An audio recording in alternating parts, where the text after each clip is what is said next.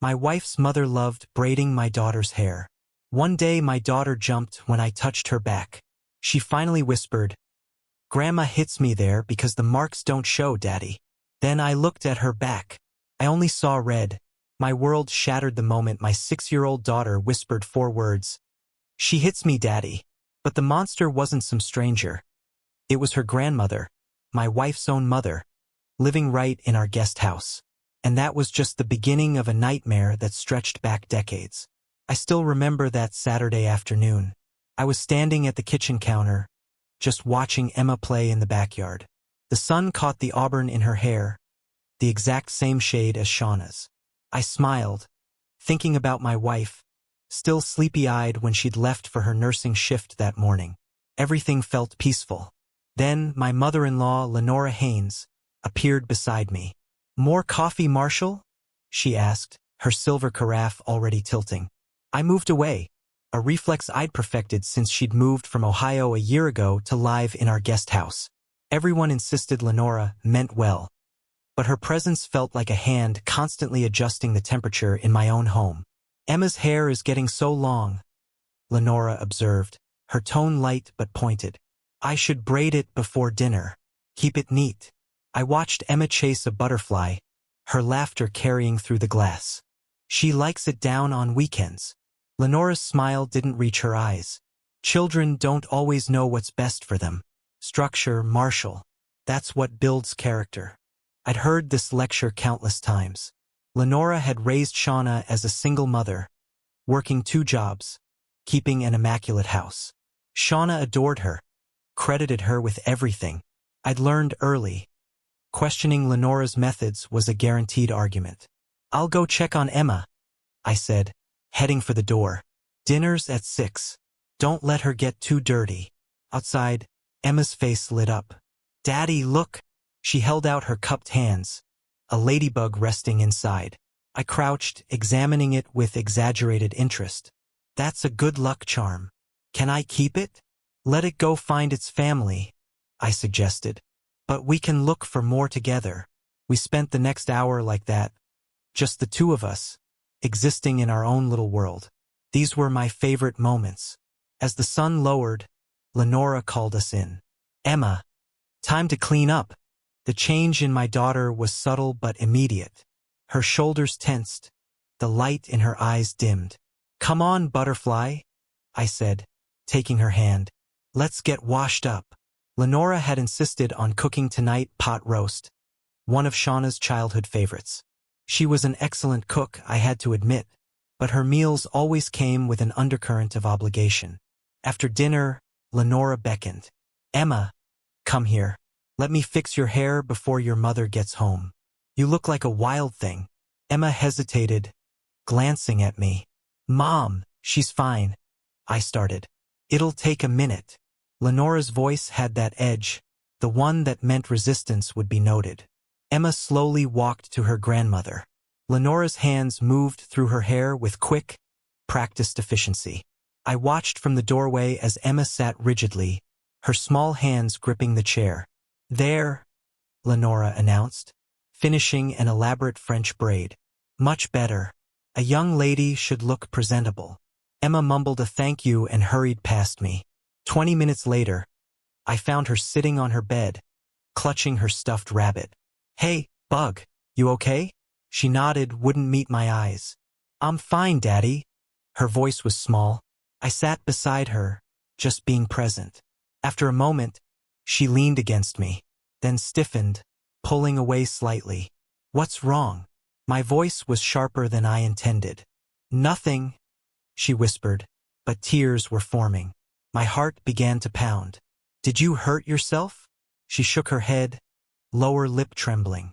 "Emma," I turned her gently. "Talk to me." "I'm not supposed to tell," she whispered. The words sent ice through my veins. "You can tell me anything. Always. You know that, right?" She nodded, tears spilling over. "But Grandma said." "Grandma's not here right now. It's just us." I kept my voice calm, despite the alarm bells screaming in my head. "Whatever it is, I need to know." Emma's small hands twisted the rabbit's ears. "Sometimes when she braids my hair, If I move or cry, the words caught in her throat. I waited, forcing myself to breathe. She hits me, Emma finally whispered. On my back. She says the marks don't show there and Mommy won't see. And if I tell anyone, it means I'm bad and deserve worse. The world tilted. I heard the words, understood them intellectually, but my mind rejected the reality. Show me, I said, my voice barely audible. With trembling hands, Emma lifted her shirt. Her back was a canvas of bruises in various stages of healing. Purple, green, yellow. Some were clearly handprints. Others looked like they'd been made with something solid. The pattern was deliberate, methodical, kept carefully below the shoulder line where a t-shirt would hide them. My vision swam. A sound escaped my throat that I didn't recognize, something between a sob and a growl. My hand shook as I gently lowered Emma's shirt. How long? Since Grandma moved here. She says it's discipline. I need to learn to behave properly like Mommy did. That Mommy turned out perfect because Grandma knew how to correct her. The implications crashed over me. Shauna, my wife, who flinched at unexpected touches, who always apologized, who had panic attacks about making mistakes, who seemed to need her mother's approval for every decision despite being a 32-year-old woman with her own family. Jesus Christ. Does Mommy know? Emma shook her head frantically. Grandma said I can never tell Mommy. That would hurt her feelings. That Mommy loves Grandma more than anyone. And if I made Mommy mad at Grandma, Mommy wouldn't love me anymore. I pulled my daughter close, careful of her back, my mind already racing. Listen to me, Emma. None of this is your fault. Not one bit. What Grandma did is wrong. Very wrong. And you did exactly right by telling me. Am I going to get in trouble? No, baby. Never. I promise you. I kissed the top of her head, breathing in her strawberry shampoo. I need you to be brave a little longer. Okay. Can you do that for me? She nodded against my chest. Good girl. Now I need to take some pictures of your back, just so we have a record. Is that okay? Another nod. With my phone, I documented every bruise, every mark, every piece of evidence. My hand was steady now. The initial shock had crystallized into something cold and focused.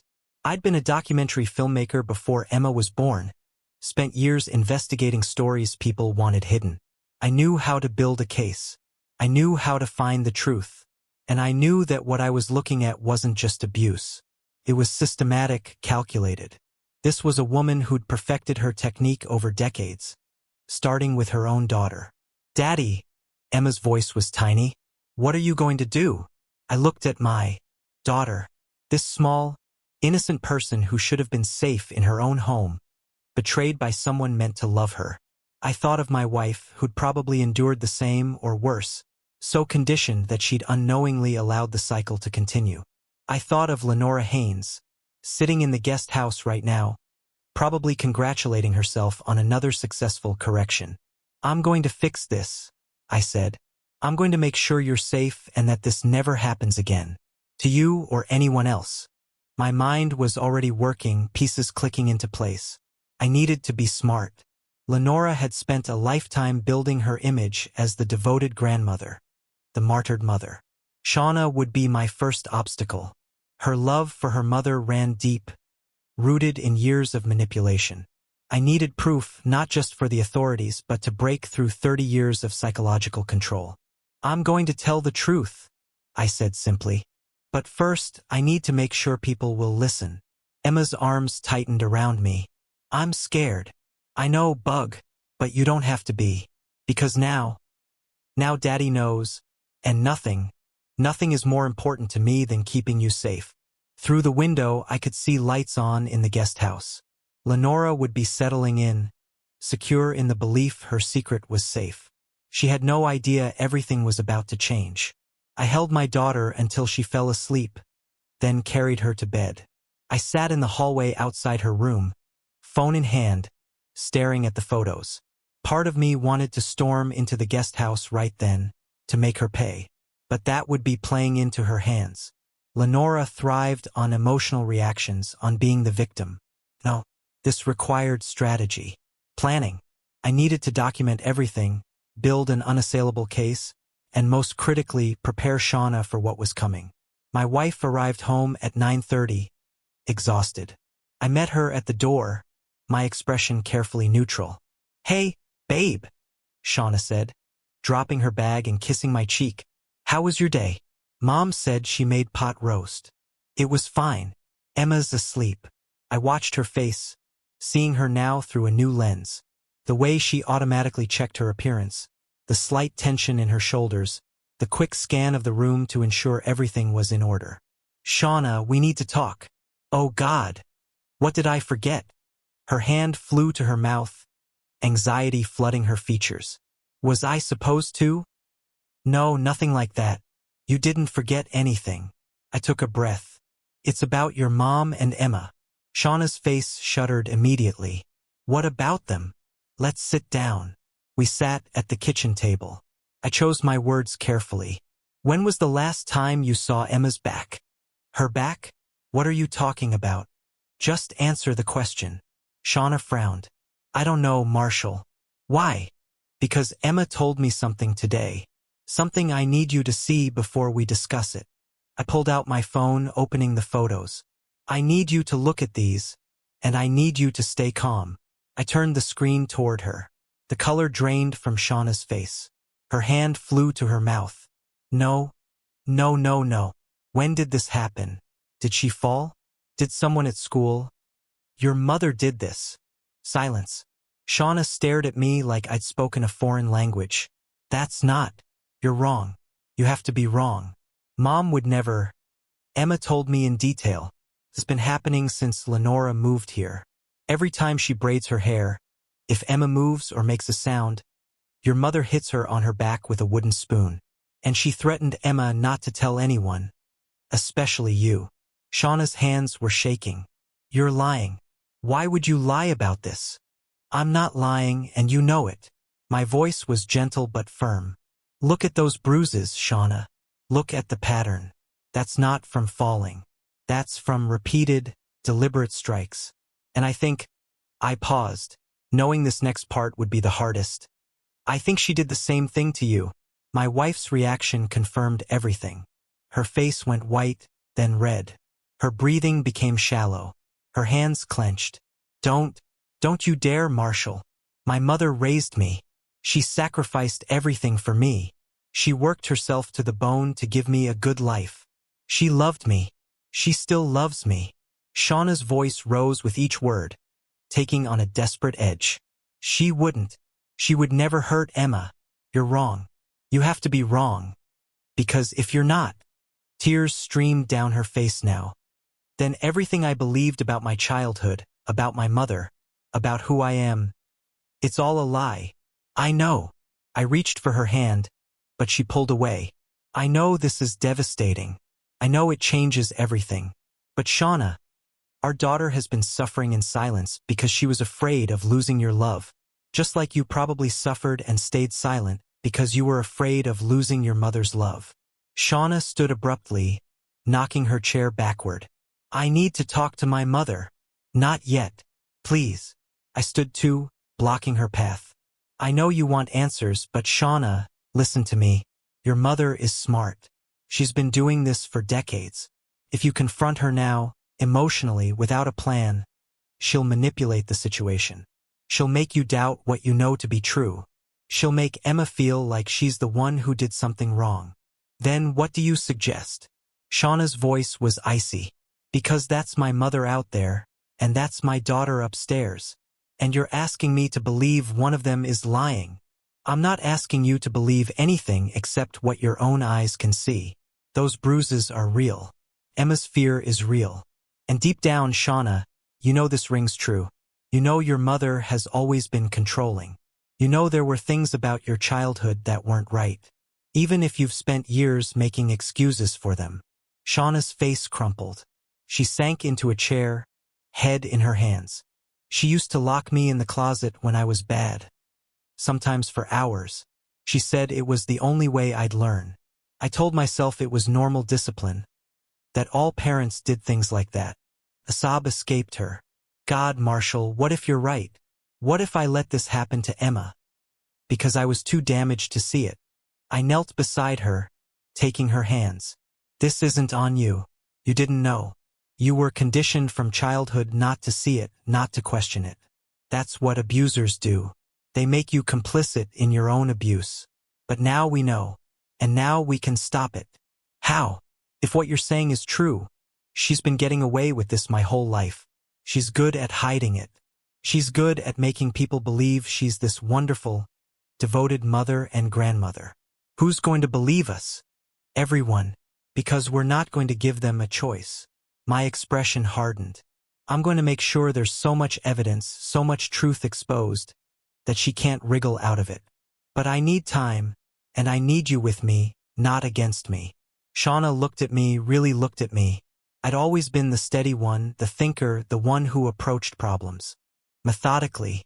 I'd given up my filmmaking career to be a stay-at-home dad when Emma was born, content to write freelance articles while Shauna pursued her nursing degree. She'd sometimes wondered if I resented the sacrifice. But looking at me now, she saw only fierce determination and love for our daughter. "What do you need me to do?" she asked quietly. "First, I need you to act normal around your mother. I know that's going to be almost impossible, but it's crucial. We can't let her know we're on to her. You want me to pretend everything's fine while she's—" Shauna couldn't finish the sentence. "Just for a few days. In the meantime, Emma doesn't go near her unsupervised. Not for 1 second. I'll handle that part. You just need to keep your mother from suspecting anything. And then I'm going to expose exactly who Lenora Haynes really is. Not just to the police, but to everyone. Her friends, her church group, the community. I'm going to strip away every mask she's ever worn." Shauna wiped her eyes. "My mother is very good at playing the victim. She'll turn this around somehow. She always does. Not this time." My voice carried a cold certainty. "Because this time I'm going to make sure the truth is so loud, so documented, so undeniable that she can't spin her way out of it. She hurt my daughter, Shauna. She hurt you. And people like her, they don't stop until someone makes them stop. This is going to destroy our family." "No," I said firmly. "Your mother already did that. We're just going to rebuild it without her poison in the foundation." We sat together in the quiet kitchen, the weight of the revelations settling over us like a shroud. Outside, the guest house lights were still on. Inside it, Lenora Haynes probably slept soundly, confident in her control, and her ability to shape her daughter's family according to her twisted vision. She had no idea that the man she dismissed as weak, the son-in-law she'd barely tolerated, was about to become her worst nightmare. I looked at my wife's tear-stained face and made a silent promise. I would protect my family. I would expose the truth. And I would make sure that Lenora Haynes faced consequences for every moment of suffering she'd inflicted. The game had begun, and Marshall English intended to win. The next morning, I woke before dawn, my mind already cataloging the steps ahead. Beside me, Shauna hadn't slept. I'd felt her restlessness throughout the night, the occasional sob she tried to muffle. I didn't push her to talk. Some revelations needed time. I made coffee, strong and black, and was sitting at my laptop when Emma appeared in the doorway, her stuffed rabbit dragging behind her. "Morning, Bug," I said softly. "You're up early." She climbed into my lap, fitting herself against me like she used to when she was smaller. "I had bad dreams about Grandma." I hugged her against my chest. "She's not going to hurt you anymore, I promise. But she lives here, right outside." I had been thinking about that all night. "Not for much longer. But until then, you stick close to me or Mommy. Okay. You don't go near the guest house, and you don't go anywhere alone with Grandma. If she asks, you tell her you don't feel well, or you have homework, or you make up any excuse you want. Can you do that? Will she be mad? Her being mad is not your problem anymore. That's for the grown-ups to handle." Emma looked up at me. "Daddy, why did Grandma hurt me? What did I do wrong?" My throat tightened. "Nothing, baby. You didn't do anything wrong. Some people are just broken inside. They hurt others because something in them is damaged. It doesn't make sense and it's not fair. But it's not because of anything you did or didn't do. Did I make her broken? No. She was broken long before you were born. And that's very sad for her. But it doesn't give her the right to hurt you. Shauna appeared then, looking hollowed out but determined. She saw Emma in my lap, and her expression softened. Morning, sweetie. Mommy, are you mad at me? Shauna's face crumpled, but she held it together. Oh, baby, no. Come here. Emma climbed into her mother's arms, and Shauna held her daughter like she'd never let go. I'm sorry I didn't know. I'm sorry I didn't protect you. That's my job, and I failed. Shauna, I said gently, don't. But I should have seen. She didn't let you see. That was her intention. Stop blaming yourself and focus on what we do now. The doorbell rang. I checked my watch. 7 a.m. on a Sunday. Through the window, I saw Lenora on the porch, holding a casserole dish. It's her, Emma whispered, shrinking against Shauna. I got it, I said, standing. You two go upstairs. I opened the door with a neutral expression. Lenora, early morning. I made breakfast casserole. Thought we could have a nice family meal before church. Her eyes scanned past me, looking for Shauna and Emma. Where are my girls? Still sleeping. It's only 7. Well, they should be up. The early bird catches the worm, as they say. She moved a step inside, but I blocked her path. Actually, this isn't a good time. Lenora's smile flickered. I'm sorry, Emma's not feeling well. Stomach bug? Shauna's up with her. We're going to skip church today. A stomach bug? I should check on her. I have ginger tea that works wonders. That's not necessary. We've got it handled. I kept my voice pleasant but firm. Thanks for the casserole. I'll make sure it doesn't go to waste. I took the dish from her hands and moved to close the door. Lenora's hand shot out, stopping it. Marshall, is something wrong? Her tone had shifted, taking on that wounded quality I'd heard her use with Shauna countless times. You're being very cool with me. Not at all. Just trying to keep the house quiet so Shauna and Emma can rest. I'd like to see my daughter. She'll call you later. Marshall, English. I've lived here for a year. I've never been barred from this house.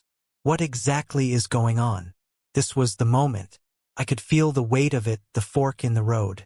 I could back down, let her in, continue the pretense. Or I could plant the first seed of her unraveling. You tell me, Lenora. Is there any reason you can think of why we might need some space from you right now? Her eyes narrowed. I have no idea what you're implying. Then I guess it's not important. Enjoy your Sunday. I closed the door firmly, throwing the deadbolt for good measure. Through the window, I watched Lenora stand on the porch for a long moment, her expression calculating. Then she turned and walked back to the guest house, her posture rigid with barely contained fury. Upstairs, Shauna was drying Emma's tears. She knows something's wrong, I said. We've got to move faster than I thought. What's the plan? I pulled out a notebook where I'd been listing everything since before dawn. First, I need to take Emma to a doctor. Someone outside Lenora's influence who can document these injuries officially. Do you know anyone at County General you trust completely? Shauna thought. Dr. Reynolds. She's in pediatrics. We've worked together for years. She's thorough, and she doesn't take any shit. Call her. See if you can see Emma today, even if it means going to her house. Tell her it's an emergency, but don't give details over the phone. Okay, what else? I'm going to talk to some people from my old life. Investigators, journalists. See what they can dig up on your mother's past. If she did this to you, and now Emma, I'm willing to bet there are other victims we don't know about. You think there are others?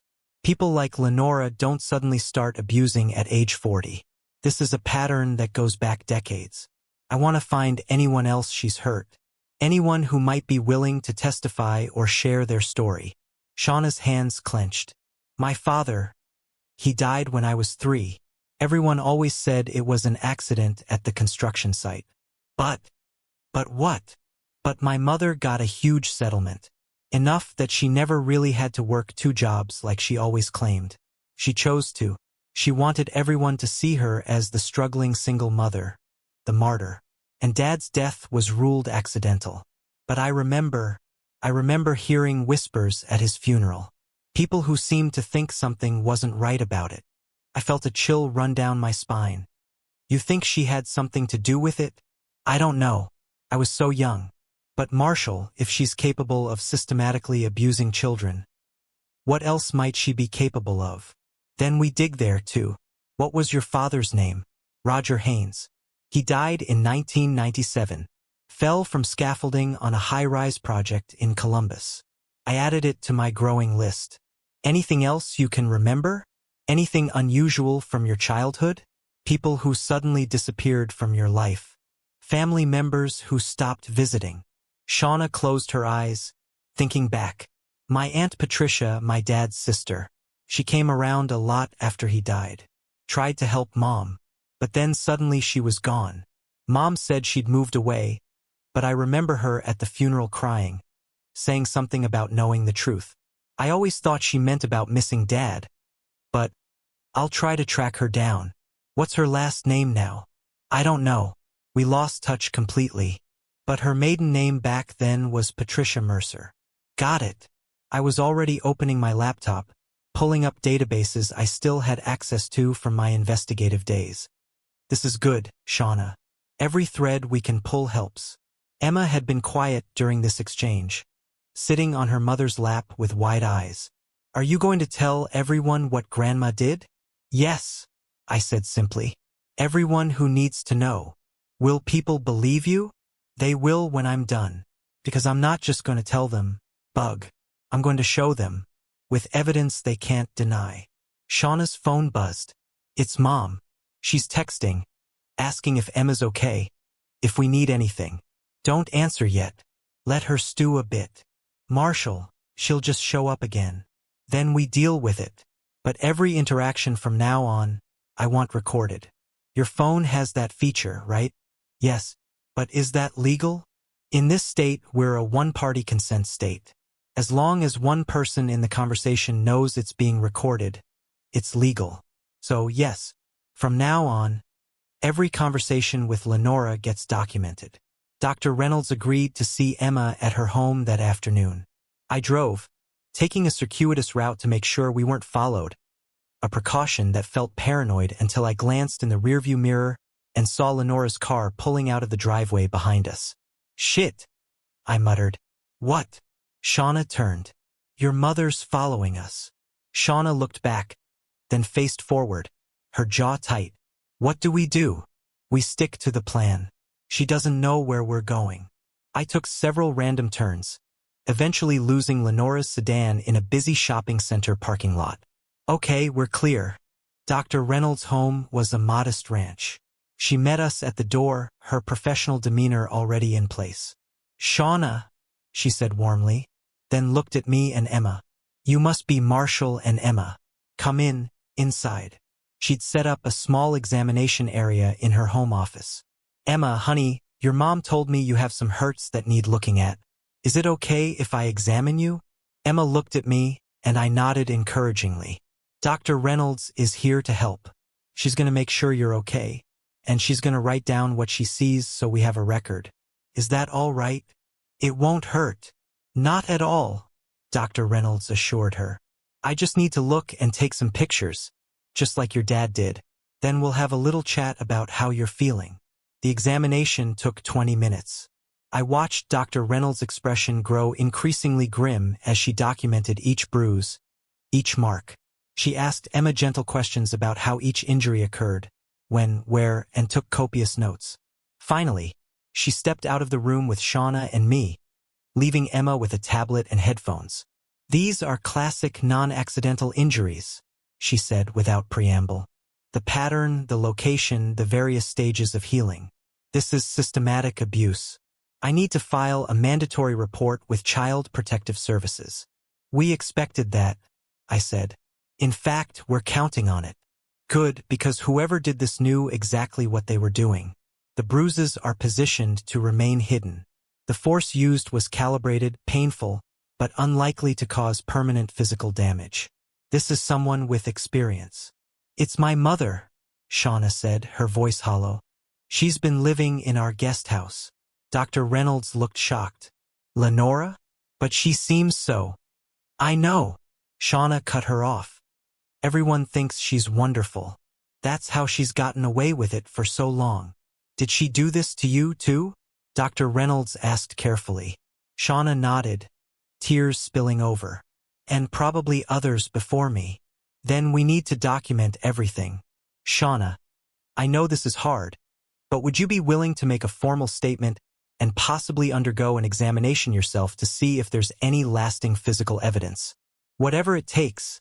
I squeezed my wife's hand. We're building a case, not just for Emma, but for everyone Lenora's hurt. We want her prosecuted to the fullest extent. I'll do everything I can to help, Dr. Reynolds said. But Marshall, Shauna, you need to know CPS investigations can take time. And in cases involving family members, especially grandparents, the courts are sometimes reluctant to act decisively without overwhelming evidence.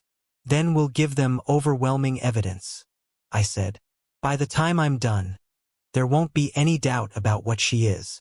That evening, after Emma was asleep and Shauna had gone to lie down with a headache that I suspected was actually suppressed screaming, I sat in my office and made a phone call I'd been dreading. It's Marshall English. English? Damn, it's been what, 5 years? How's civilian life treating you? Rosario Rico Sweeney had been my cameraman and closest friend during my documentary filmmaking days. Not great at the moment, I said. I need your help with something personal, but it could be a story too. I'm listening. I laid it all out. Emma's abuse, Shauna's revelation about her own childhood, the suspicions about Lenora's past. Rico listened in silence. Jesus, he finally said. Your own family. Man, I'm sorry.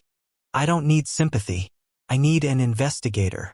Someone who can dig into Lenora Haynes's past and find out who else she's hurt. And I need it done quietly before she figures out what we're doing. Consider it done. Send me everything you have. Dates, locations, names. I'll start pulling threads. Thanks, Rico. I owe you. No, you don't. This is what we do. Remember? Shine light on the roaches. Speaking of which, you thought about documenting this yourself. I had been thinking about little else. My documentary instincts were screaming at me to film everything, to create an unimpeachable video record. But this was my family, my daughter's trauma. Could I really point a camera at it? I'm conflicted, I admitted. Don't be. You know as well as I do that video evidence is king. And if this woman is as manipulative as you say, having her own words and actions on film could be the thing that seals her fate. Plus, Rico added, his tone gentler, Emma might want that record someday. Proof that she told the truth, that her experience was real and documented. I'll think about it. Think fast. Women like this, once they sense they're cornered, they escalate. You've got a narrow window before she makes a move. As if on cue, I heard a knock at the front door. I glanced at the clock. 10 p.m. Through the window, I saw Lenora's silhouette. Rico, I got to go. Call me when you have something. I opened the door but didn't invite her in. Lenora, it's late. We need to talk. Her expression was hard, all pretense of grandmotherly warmth abandoned. What's going on, Marshall? Shauna won't answer my calls. Emma's supposedly sick. But I saw you all leaving in the car, and you've been acting strange. Have I? Don't play games with me. I know something's wrong. Is it Shauna? Is she leaving you? Because if she is, I told her years ago you weren't right for her. Stop. My voice cut through her building tirade. This isn't about Shauna and me. It's about you. Me? What about me? When's the last time you hit my daughter? The change in Lenora was instant. The mask of concern vanished, replaced by something cold and calculating. What did that little brat tell you? My rage surged, but I kept my expression neutral. You just answered my question. Emma is a difficult child. She needs firm guidance. She's 6 years old, and you've been beating her. I've been disciplining her, just like I disciplined Shauna. Look how well she turned out. You mean look how damaged she is? How she flinches at loud noises, apologizes constantly, has anxiety attacks. Lenora's eyes narrowed. Shauna is successful, respectful, because I taught her how to behave properly. You, on the other hand, have been spoiling Emma, letting her run wild. I want you out of the guest house. Tomorrow. Silence. Then Lenora laughed. A harsh sound. You can't kick me out. This is Shauna's property, too. And she would never. I'll talk to my daughter. She'll see reason. She always does. You're not talking to Shauna or Emma. Not without supervision. Not until this is resolved. Resolved? There's nothing to resolve. Emma is a child telling tales because she doesn't want to mind her grandmother. Children lie, Marshall. Surely you know that. Not like this. Not with evidence to back it up. Lenora went still. Evidence. Bruises. Photographs. Medical documentation. And before you try to spin this as accidental injuries or normal childhood bumps, Dr. Reynolds has already filed a report with CPS. They'll be contacting you soon. You called CPS on me? Lenora's voice rose. How dare you? After everything I've done for this family. I gave up my life in Ohio to help you raise that child. I cook. I clean. I provide stability. You abuse my daughter. And now it's coming to light. Lenora's expression shifted again. This time to something that made my skin crawl. Pure, cold rage. You have no idea what you've done. Shauna will never forgive you for this. You're turning her against her own mother. You're destroying this family. You destroyed it the moment you laid hands on Emma. I should have known you'd be a problem. You always were too soft, too permissive. Shauna needed a man who would support proper discipline, not some failed filmmaker playing house husband. Get off my property. Now. This is Shauna's property too. I have rights. Then we'll let the courts decide about your rights. But tonight, right now, you're leaving. Lenora stepped closer, her voice dropping to a venomous whisper. You think you're protecting your family? You're tearing it apart. Shauna loves me. She needs me. Without me, she falls apart. And when she does, when she realizes what you've done, she'll choose me. She always chooses me. We'll see. I stepped back and closed the door in her face. I watched through the window as Lenora stood on the porch for several minutes, her hands clenched. Finally, she turned and walked back to the guest house, her posture radiating fury. My phone was already out, texting Rico. Need security cameras installed tomorrow and possibly a restraining order. Then I went upstairs to check on Emma, who was sleeping fitfully, her stuffed rabbit clutched tight. I adjusted her blankets, kissed her forehead, and made another silent promise. This was just the beginning. Lenora had built her kingdom of control over decades, perfecting her techniques, grooming her victims. But I had torn down powerful people before, exposed corruption and abuse that seemed untouchable. I could be patient. I could be thorough. And when I was done, Lenora Haynes would have nowhere left to hide. The war had started, and Marshall English intended to fight it on every front. By Monday morning, Rico had pulled up preliminary information on Lenora Haynes that made my blood run cold. I sat in my office, door locked, reading through the file that had been emailed at 6 a.m. Lenora May Haynes, maiden name Whitmore, born 1964.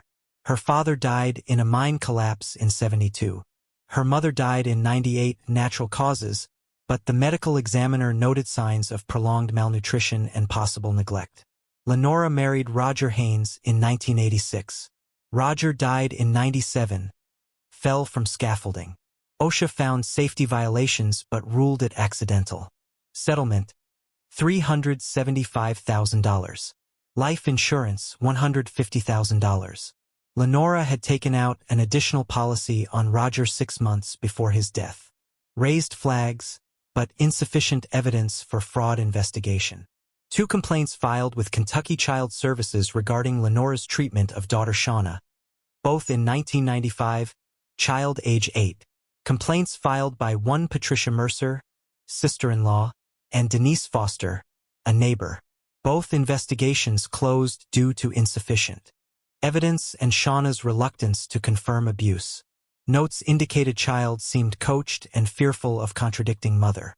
Patricia Mercer moved to Arizona shortly after filing complaint. Interviewed by local authorities at Lenora's request, Claimed harassment by Lenora.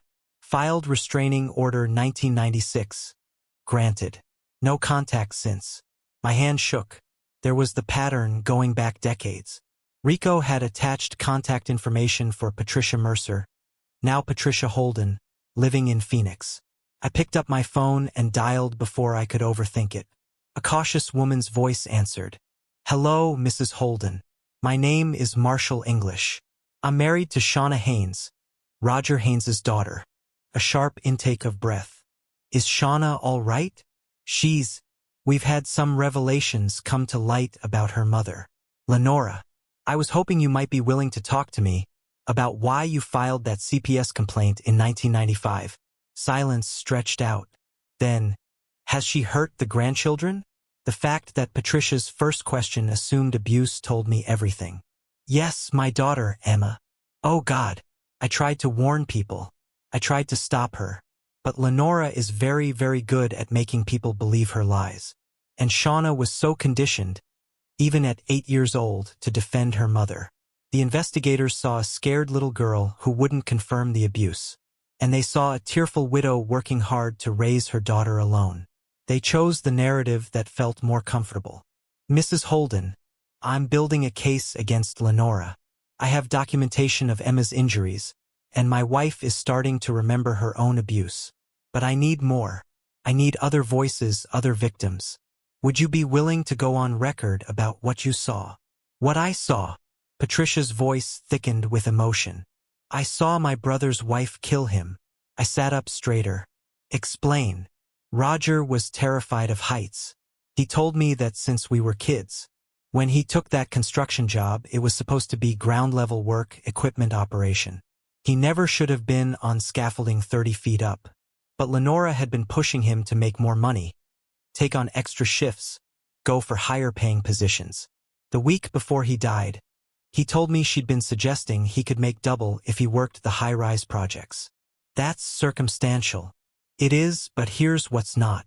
The foreman on that job told me at Roger's funeral that someone had called the site manager the day before the accident, claiming to be Roger's wife, saying he'd been bragging about his fearlessness with heights and asking if there were opportunities on the high floors. The foreman thought it was odd, because Roger had always been honest about his acrophobia. But the site was short-staffed, so they put him up there. And the next day, the safety harness, the one piece of equipment that would have saved him, was found to have been tampered with. Cut halfway through. Jesus.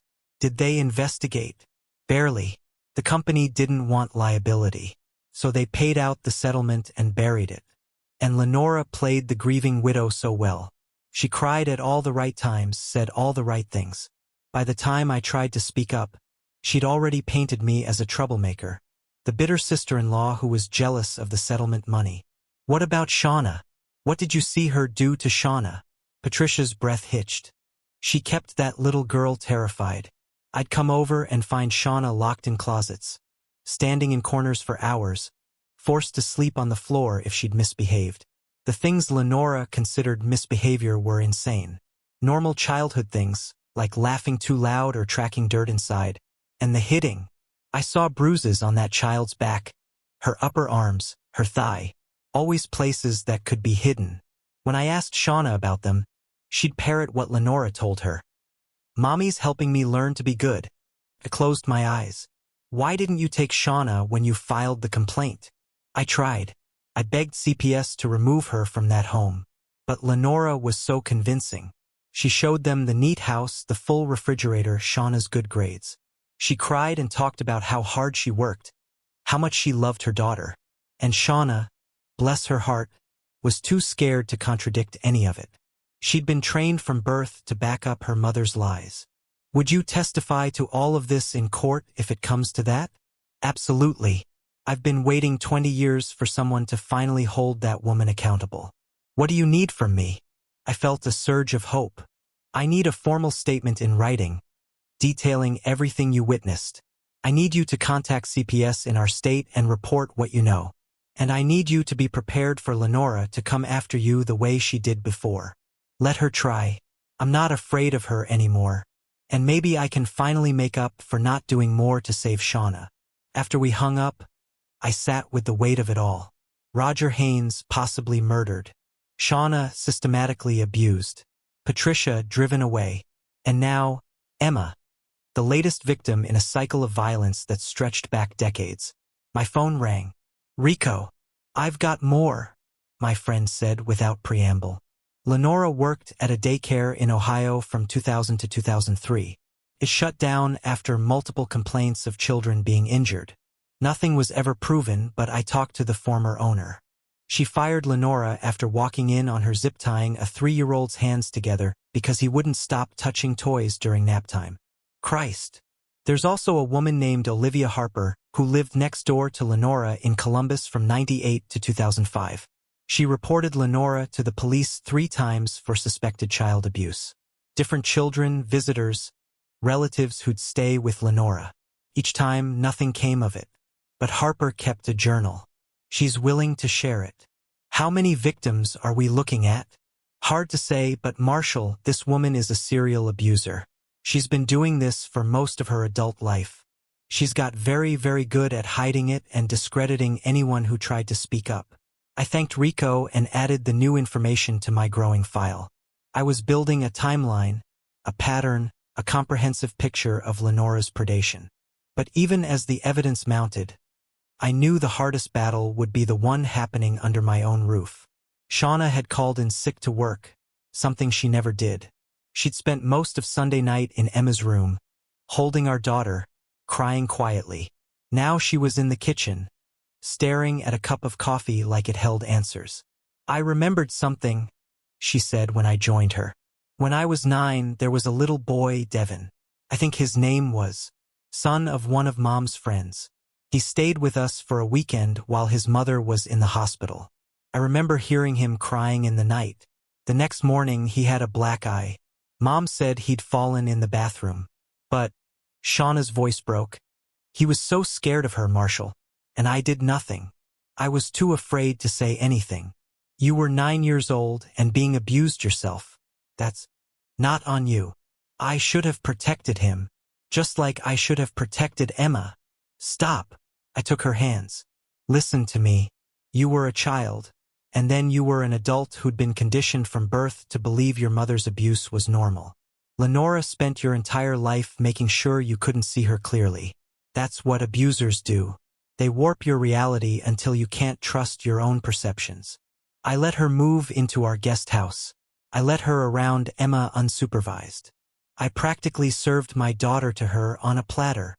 You thought you were doing something good, letting your mother be close to her granddaughter, giving Emma family connections. You had no way of knowing what she really was, because she made sure you couldn't see it." Shauna looked at me, tears streaming. "When do I get to stop being her victim and start being Emma's protector?" "Right now. Today. Because we're going to end this. Together." There was a knock at the door. Through the window, I saw a woman in a business suit. CPS right on schedule. I'd been expecting them since Dr. Reynolds filed her report. The caseworker, who introduced herself as Diana Reeves, was professional but clearly skeptical. She'd probably seen too many custody battles dressed up as abuse allegations. "We need to speak with Emma," she said after introductions. "Alone, if that's all right." "Of course," I said, though every instinct screamed against letting my daughter out of my sight. "She's in her room." We waited in tense silence while Reeves interviewed Emma. 30 minutes felt like hours. When she emerged, her expression had changed. The skepticism was replaced by grim determination. "I'd like to see the guest house where Mrs. Haynes has been living," she said. Lenora answered the door with a smile that didn't reach her eyes. "Miss Reeves, what a surprise. Come in." Shauna and I followed the caseworker inside. The guest house was immaculate, as always. Everything in its place, decorated with family photos and religious iconography. It looked like the home of a devoted grandmother. Until Reeves opened a drawer in the desk and pulled out a wooden ruler. Its edge stained dark. "What's this for?" she asked calmly. "Arts and crafts," Lenora said smoothly. "I help Emma with school projects." Reeves set it aside and continued her search. In the bedroom closet, she found a leather belt with a heavy buckle. In the bathroom, a wooden hairbrush with an unusually thick handle. In the kitchen, a long metal spoon. You seem to have a lot of implements that could be used for corporal punishment, Reeves observed. I'm old-fashioned. I believe in discipline. Lenora's mask was starting to crack. There's nothing wrong with teaching children consequences. There's a difference between discipline and abuse, Mrs. Haynes. I've never abused anyone.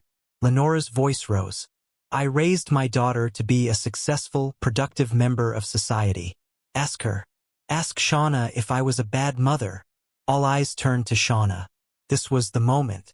The choice between the mother who'd raised her and the daughter who needed protecting. Shauna's voice, when it came, was quiet but steady. You locked me in closets for hours. You hit me with belts, spoons, rulers, anything you could reach. You told me I was bad, that I deserved pain, that you were the only one who would ever love me despite how terrible I was. You made me sleep on the floor, stand in corners until my legs gave out, go without meals as punishment. You controlled every aspect of my life until I couldn't tell the difference between your voice and my own thoughts. Lenora's face went white, then red. You ungrateful little. After everything I sacrificed for you, I worked myself to the bone. I gave up my life to raise you right. You tortured me, Shauna said, tears streaming now. And when I had my own daughter, you started torturing her too. Well, it stops now. We're not your victims anymore. You'll regret this, Lenora hissed. Both of you. You think you can turn against me? Tell these lies? Ruin my reputation? I'll fight this. I'll make you both pay. Mrs. Haynes. Reeves cut in sharply. You need to stop talking right now. I've heard enough. She turned to me and Shauna. Based on what I've seen and heard today, I'm recommending immediate removal of Mrs. Haynes from this property and a restraining order preventing contact with the minor child. I'll be referring this case to the police for criminal investigation. Lenora laughed, a wild sound. You think it will stick? I know how this works. I'll get a lawyer. I'll tell them about Marshall's hostility toward me, how he's always tried to keep me from my family. I'll tell them about Shauna's mental health issues. Yes, dear. I know about your anxiety medication, your panic attacks. They'll see an unstable mother and a manipulative father coaching a child to tell lies. I've been through this before, and I always win. You won't this time, I said quietly. Because this time there's too much evidence, too many witnesses, too many of your past victims coming forward. You're done, Lenora. The realization seemed to hit her then.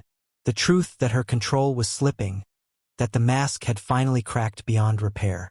Her expression twisted into something ugly. You destroyed this family, she spat at me. Not me.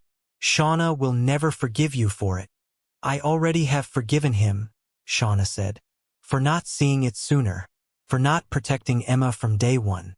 But that's on both of us. You, though, I'll never forgive you for what you did to me, to Emma, to Dad, to everyone whose life you've poisoned. I hope you burn for it. Reeves was already on her phone, calling for police backup. Mrs. Haynes, I need you to pack a bag. You're leaving this property today. As we waited for the police, I caught Lenora staring at me with pure hatred.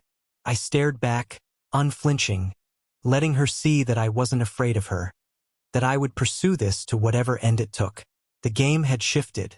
Lenora's fortress of control was crumbling, and I was just getting started with tearing it down. The police arrived within 20 minutes. 2 officers, 1 male and 1 female, both looking skeptical until Reeves brought them up to speed. I provided my phone with the photographs of Emma's bruises, along with Dr. Reynolds' written report. I watched their expressions change as they reviewed the evidence. Mrs. Haynes, the female officer whose name tag read Roman, said carefully, "We need to ask you some questions about these allegations." Lenora had regained her composure, slipping back into the role of wounded grandmother. "Of course, officer, though I must say, I'm heartbroken that my own family would make such terrible accusations. I've devoted my life to helping raise my granddaughter, and this is how I'm repaid. Can you explain these bruises on the child?" Officer Roman showed her the photos. Children get bruises. They fall. They play rough. Emma is very active.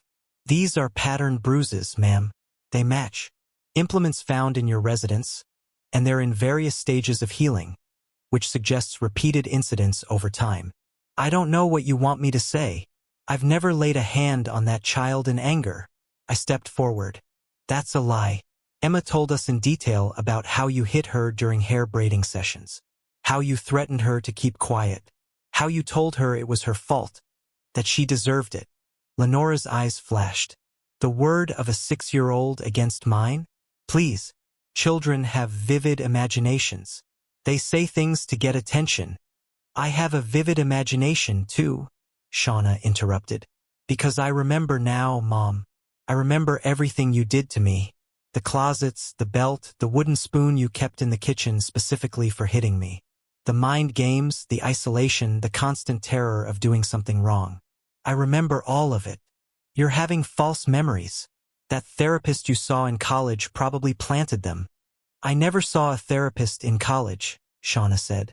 You wouldn't let me. You said therapy was for weak people. The male officer, Lieutenant Jacobs, had been making notes. Mrs. Haynes, we're going to need you to come to the station to make a formal statement. And based on the evidence we've seen so far, we'll be filing charges of child abuse. I want a lawyer, Lenora said immediately.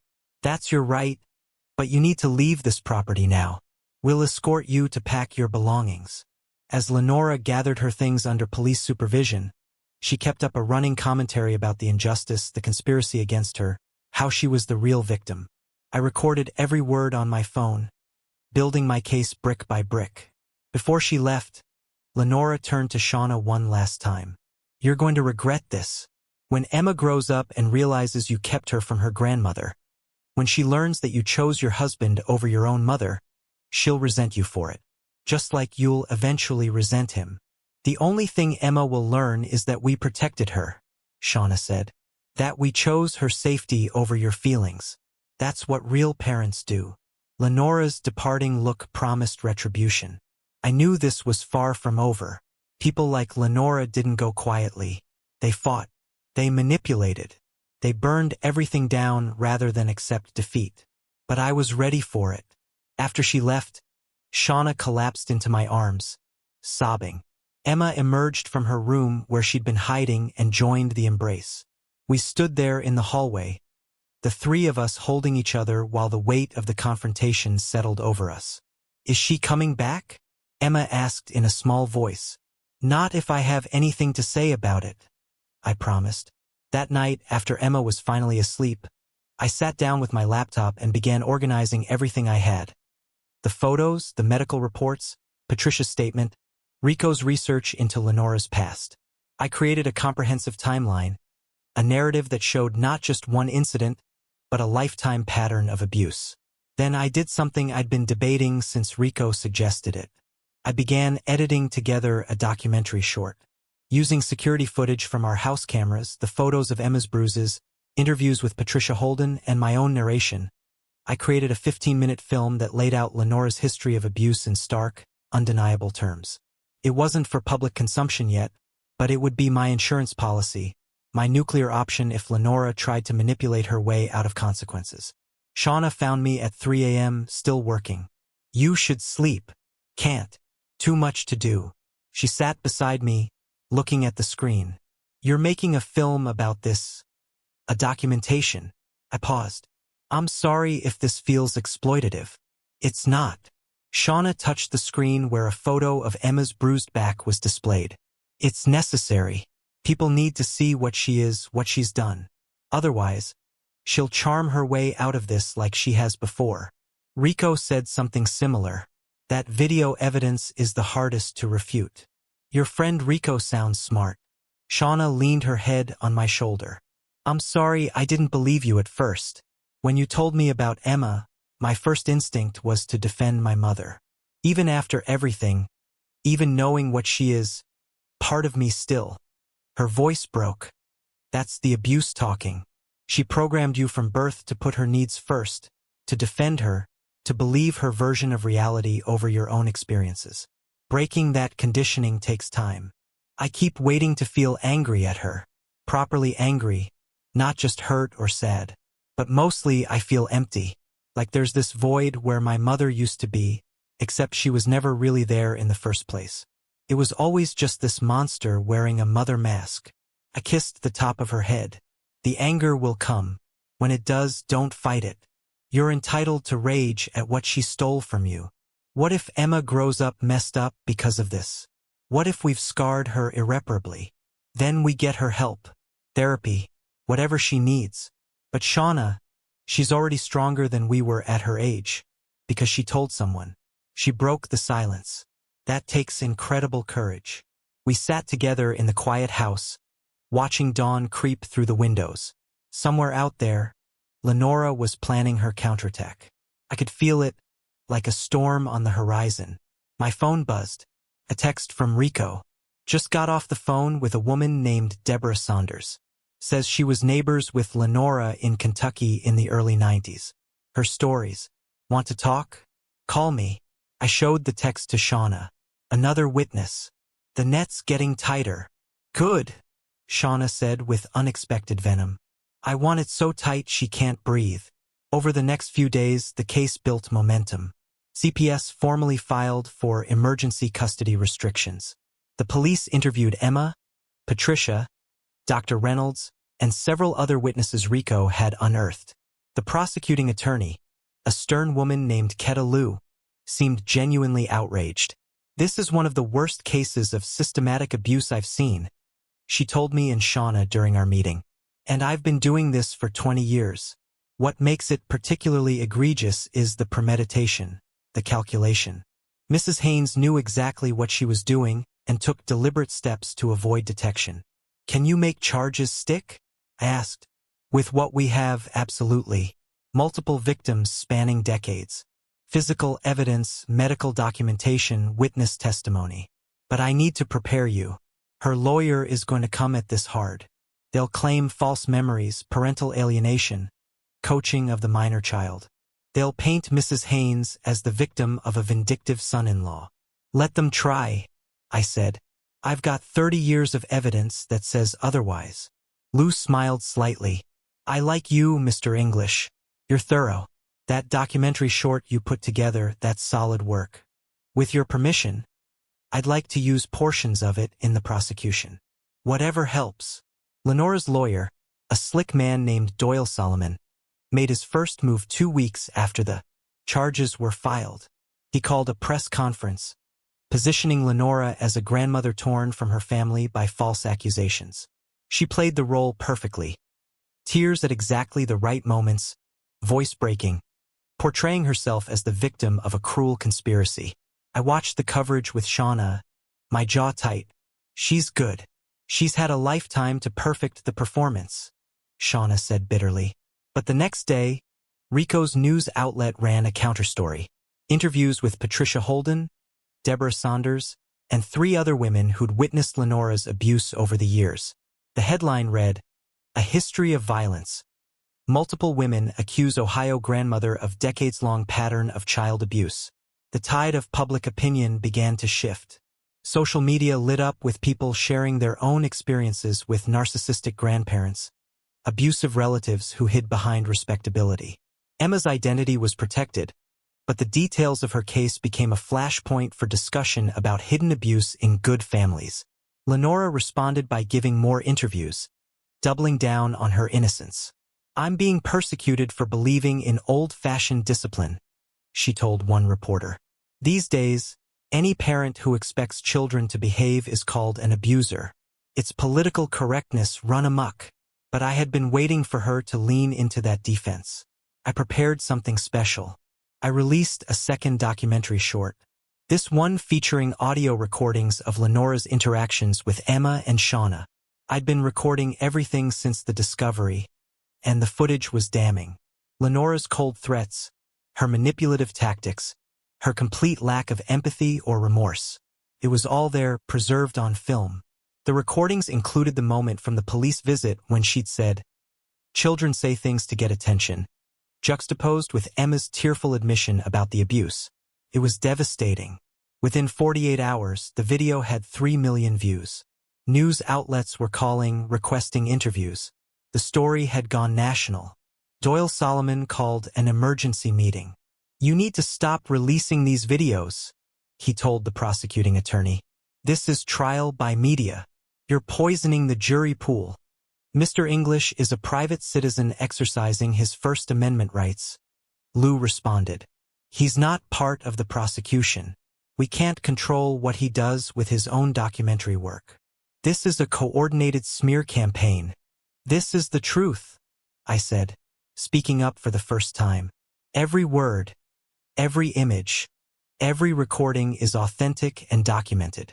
If the truth makes your client look bad, that's because your client is bad." Solomon's face reddened. "You're going to regret this. When we get to trial, I'm going to tear apart every piece of your so-called evidence. I'm going to show that you're a manipulative father who coached his daughter, who browbeat his traumatized wife into false memories, who orchestrated this entire thing because you never liked your mother-in-law." "Try it," I said calmly, "because I've had a dozen witnesses who never met me before this case, who have nothing to gain by lying, all telling the same story about your client. I've got medical evidence, psychological evaluations, police reports. I've got your client on tape making threats and admissions. So, yeah, go ahead and try to paint me as the villain. See how that works out." After the meeting, Lou pulled me aside. "You're playing a dangerous game, releasing these documentaries. If this goes to trial, the defense could argue that evidence was tainted by public disclosure." "It won't go to trial," I said confidently. "Lenora is used to bullying people in private, where she can control the narrative. But now the whole world is watching. She can't manipulate her way out of this. Eventually, she'll crack." I was right. 3 days later, Lenora gave an interview to a sympathetic talk show host, intending to rehabilitate her image. But the host, who'd done her homework, confronted Lenora with quotes from the other victims, pressing for answers. Lenora's mask finally shattered. "Those women are liars," she screamed, no longer able to maintain the wounded grandmother persona. "They're jealous, bitter people who want attention. I did nothing wrong. I raised my daughter right, and I was trying to save my granddaughter from being ruined by her weak father." The host tried to calm her, but Lenora was spiraling. "Children need discipline. They need to be broken of their willful nature. Spare the rod, spoil the child. It's in the Bible. I did what needed to be done, and if I could do it again, I would." I watched the interview with grim satisfaction. There it was on national television in front of millions of viewers. Lenora's true self finally exposed. No more grandmotherly sweetness. No more martyred victim. Just rage, entitlement, and a complete lack of remorse.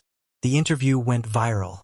By morning, calls for Lenora's prosecution had reached a fever pitch. The prosecuting attorney's office was flooded with messages of support.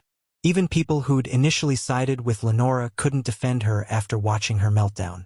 Solomon called Lou 2 days later. "My client wants to discuss a plea agreement."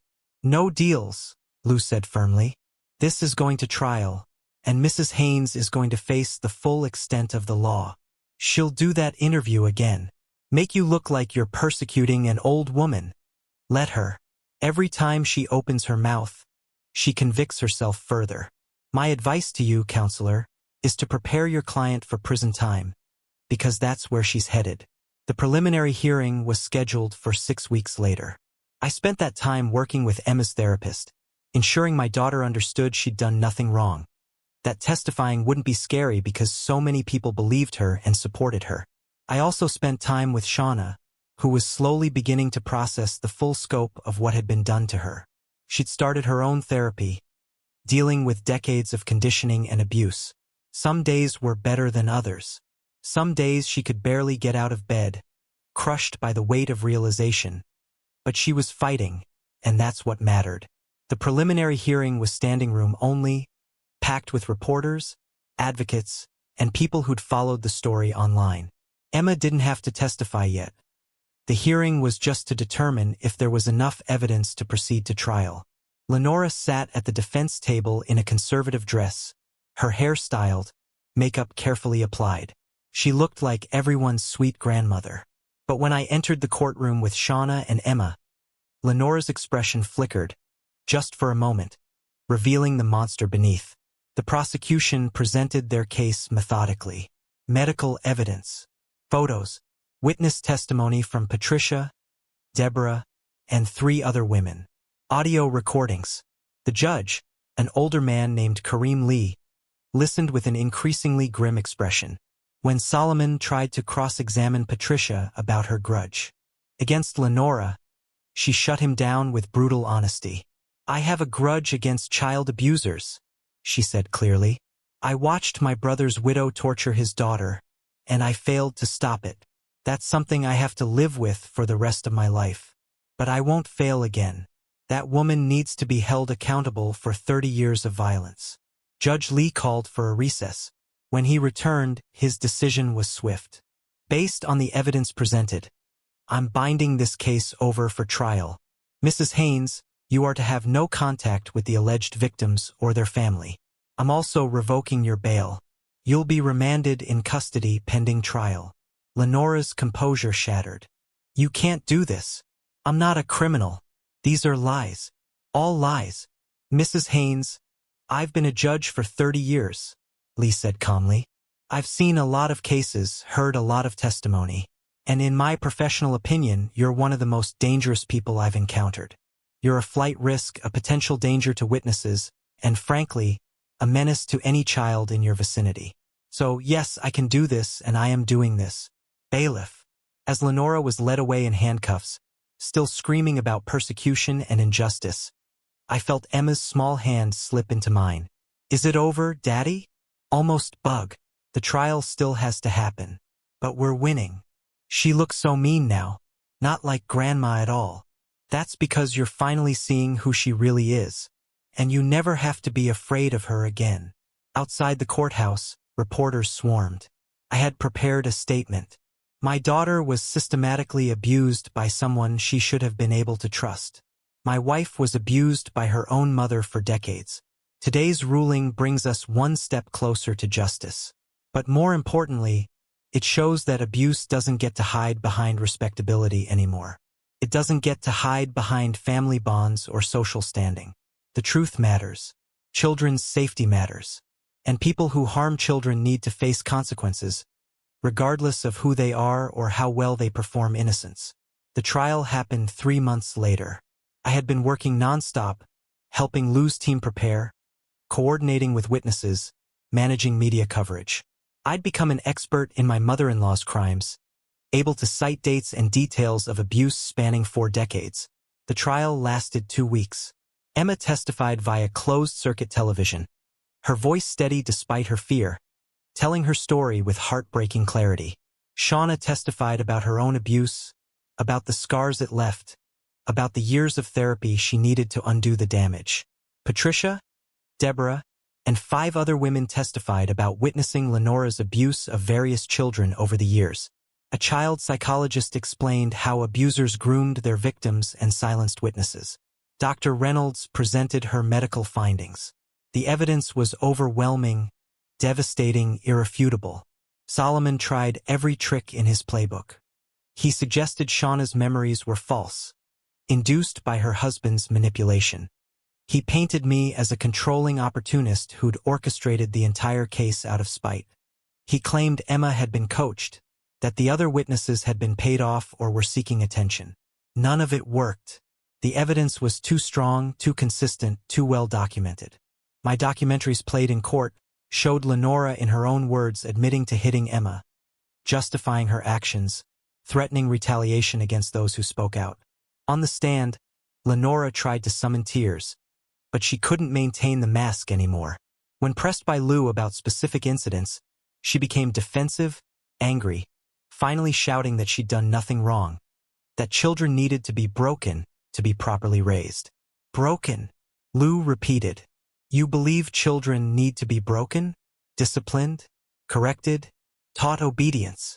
Lenora's face was red, veins standing out in her neck. Yes, is that what you want to hear? Yes, I hit them. I used whatever was necessary to teach them how to behave.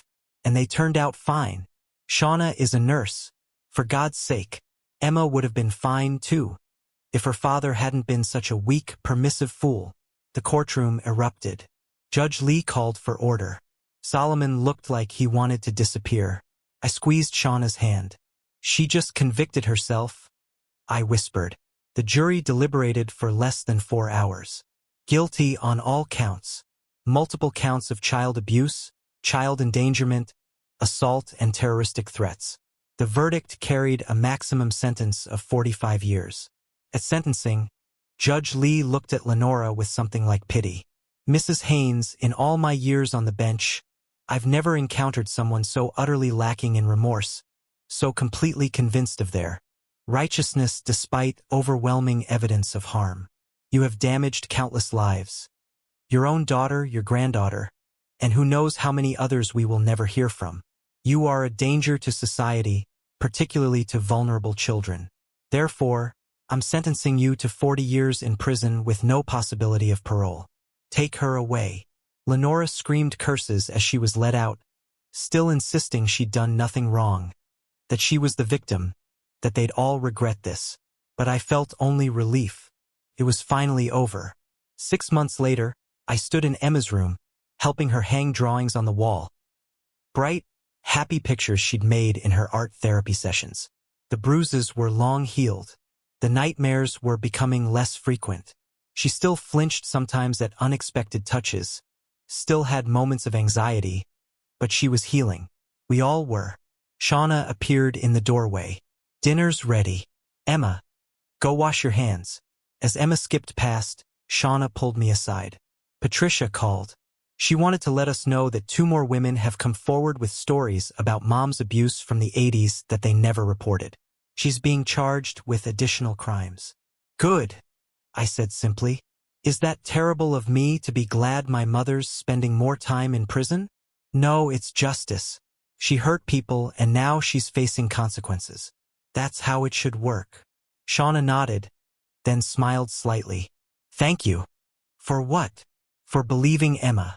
For fighting when I couldn't. For not letting that monster destroy another generation of our family. For being the strong one when I was too broken to be. The road ahead wouldn't be easy. Trauma didn't just disappear overnight. There would be hard days, setbacks, moments of doubt and fear. But we had truth on our side. We had each other. And we had the knowledge that we'd faced evil and won. I closed my eyes. Emma's drawing of our family burned into my mind. 3 figures under a bright sun. Smiling, safe. That was what mattered. That was what I'd fought for. And that was what I'd protect always, no matter what came next. In prison, Lenora spent her days writing letters that no one answered, insisting she was innocent, that she'd been wronged. The guards said she never showed remorse, never admitted fault. She'd probably die believing she was the victim in her own story. But I didn't care about Lenora's delusions anymore. She was contained, neutralized, unable to hurt anyone else. That was enough. The real victory was in the light of truth, of exposure, of justice. The light that showed monsters for what they were and protected the innocent from their shadows. Marshall English had won his war. His family was safe. His daughter was healing. His wife was reclaiming her life. And Lenora Haynes? She was exactly where she deserved to be, locked away from the world she'd poisoned, with nothing but her own twisted thoughts for company, for the rest of her natural life. Justice, I thought with grim satisfaction, had finally been served. What would you have done if you discovered this about someone you loved? Someone living in your own home? Have you ever had to fight for what's right against someone so deeply manipulative? Tell me what you think in the comments below. I really want to know.